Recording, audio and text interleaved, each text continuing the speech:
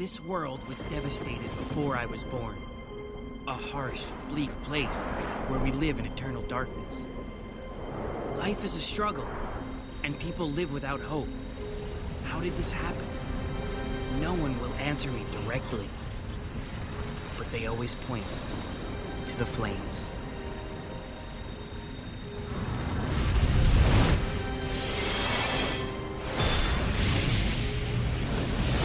These flames, they burn away at my world, destroying everything in their path.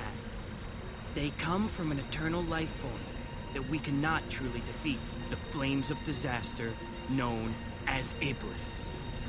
Silver! Blaze, what's wrong? He's appeared again!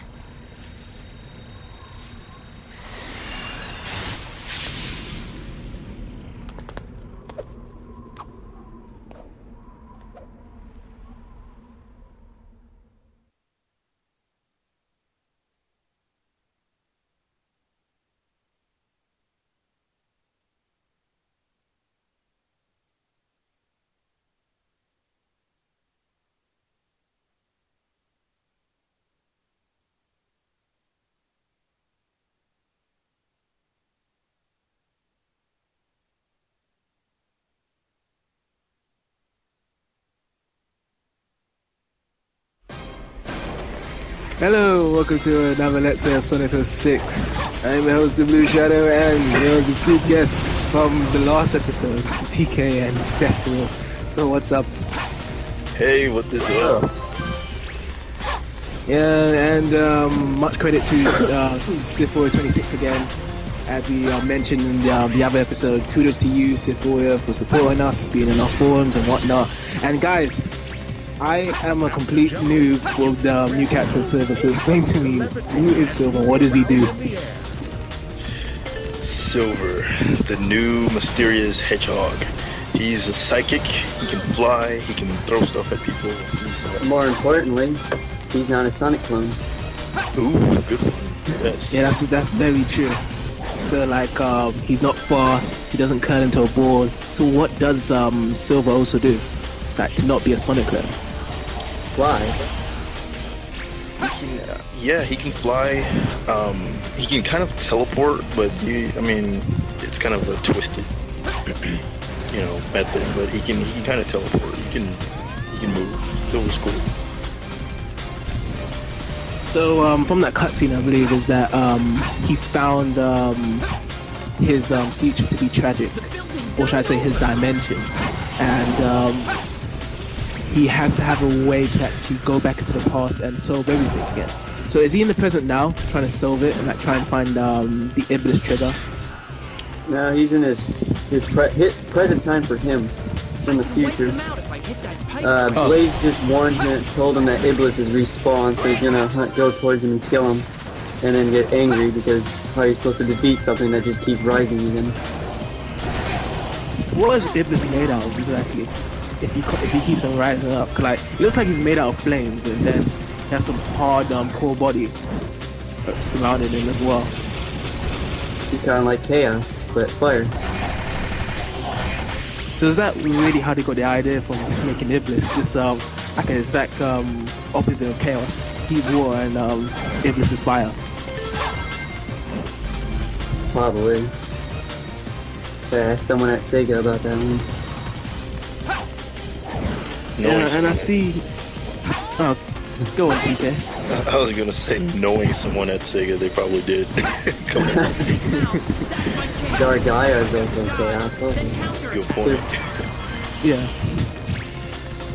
Yeah, so because we get a lot of huge monster of the week. Like people always say, like it's always monster of the week. Like with the 3D Sonic games. Do you agree with that, or do you take it like, nah, we don't want Eggman to be the final boss in every game. We want a new boss.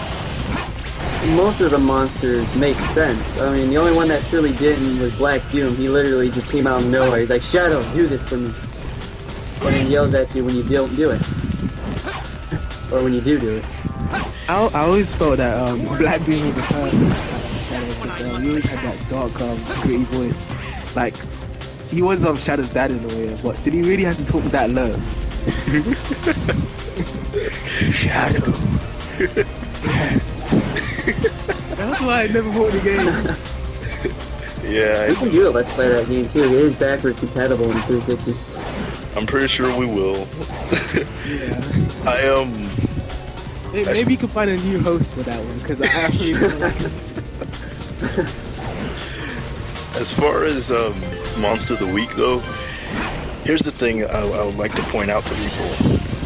In Sonic Adventure, Chaos was the last and final boss. However, for Sonic's story, who was the last and final boss? Eggman. Yeah.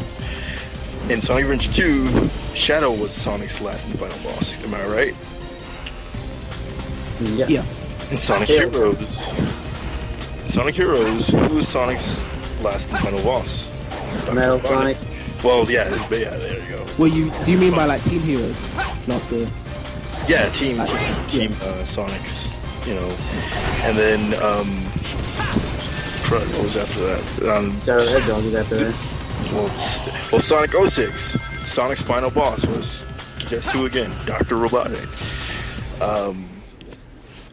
Sonic Unleashed, you know, Dr. Robotnik was the only enemy during the whole game until the last story. My point is, the Monster of the Week isn't really relevant because they're only credit candy. they're just the last story, you know. Yeah.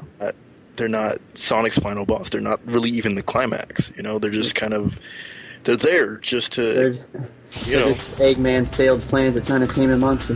There you go. So as long as Eggman is at the end of Sonic's story, it's staying true to its roots and it's definitely within canon. So I have no complaints there. Oh yeah. Like I said, they all make sense. I mean, Chaos they explained, the Bio Lizard was explained, Metal Sonic was explained. So was Iblis and Methless. Kind of. They didn't clarify it completely. They were just that tiny little flame. They explained Dark Gaia. And that was the end of the monster. Yep. But does it make any huge difference if there was a last final monster in the game rather than being Eggman? Because really, I don't really see much to it. Because at the end of the day, it's like Sonic's always going to have Dr. Eggman like trying to stop him, like trying to destroy the world or something. Dr. Robotnik, he's always been pretty badass, and I think a lot of fans, they don't like the fact that he has to get help, so to speak, from a monster. But the thing is, for him to do research, find out how to activate Chaos, and break into the Master Emerald while Knuckles is guarding it, by the way, that's pretty badass. Come on. Oh, I lied. He's still Dr. Robotnik. He's still, you know, there. And same goes with all the other bosses, you know, all the other monsters that he's tamed and things like that. He's still the main boss. You just have to fight his monster. You have to deal with it. So still it's going to be like Eggman and his boss. So it's like Eggman's boss, but it's not him at the end. Yeah. I don't think they're going to do more like they did with Generations, because Generations was actually the first monster he actually tamed. That is very true. Machine, but he was also a creature that can control time. So it was a mix of both. Yeah, and he did a good job taming it. You're right. You're absolutely right. Yeah, I want to ask you guys as well. Did you guys actually see that hidden cutscene in Sonic Colors, like, and you actually see that last final boss, like in Sonic Generations, in one of the cutscenes? No, I didn't know that there was a hidden cutscene.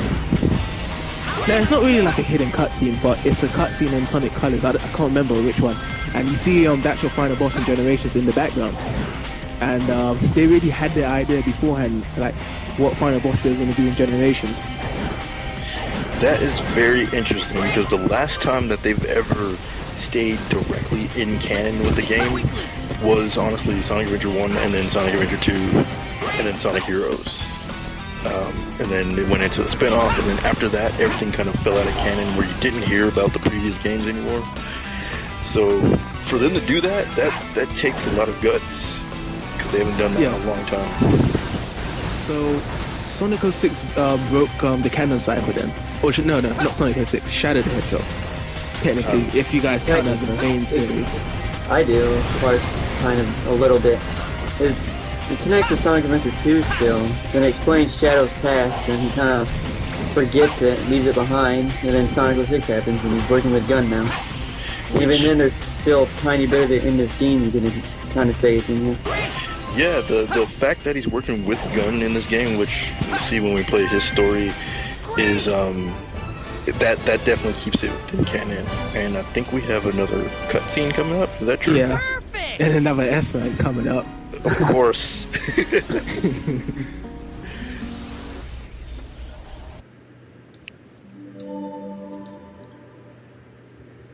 These medals, they're so pointless. Like I like the actual idea of like seeing medals at the end. Like, you know how the emblems were in SA1 and SA2? Yeah, but you got some cool stuff for collecting all the emblems back then. Not in 2 battle. Good point.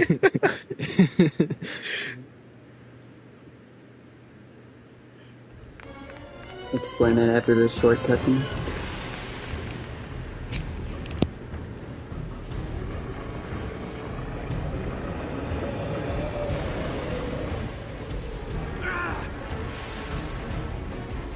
Come on, you monster!